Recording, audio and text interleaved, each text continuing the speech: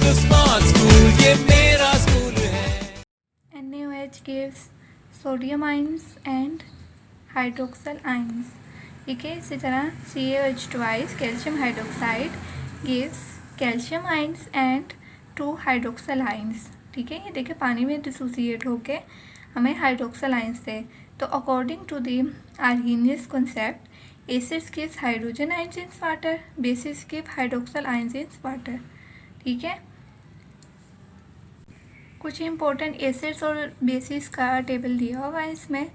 Acids hydrochloric acid, HNO3, nitric acid, sulphuric acid and phosphoric acid. इसी तरह bases sodium hydroxide, potassium hydroxide, calcium hydroxide and aluminium hydroxide.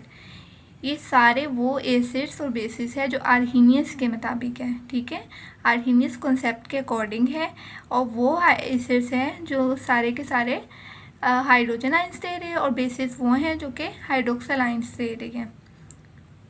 ठीक है, लेकिन ये जो आर्हेनियस का कॉन्सेप्ट था इसकी लिमिटेशंस भी है। कुछ लिमिटेशंस इसकी हम देखते हैं कि this concept is अप्लाइकेबल only in the aqueous medium and does not explain nature of acids and bases in non aqueous medium.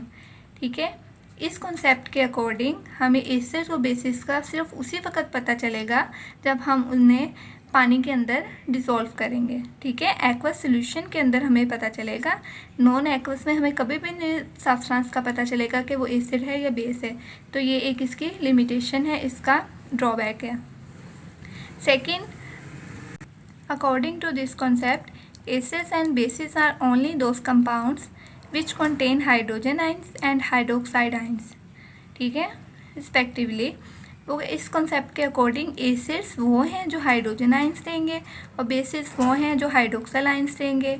It can not explain the nature of compounds like carbon dioxide and NH3, ammonia etcetera. अब इस concept के according हम carbon dioxide और ammonia जो है इसकी nature को explain नहीं कर सकते। हम नहीं बता सकते कार्बन डाइऑक्साइड एसिड है या बेस है, अमोनिया एसिड है या बेस है। ठीक है, हालांकि कार्बन डाइऑक्साइड जो है वो एसिड है लेकिन ये हाइड्रोजन आइंस तो नहीं दे रही।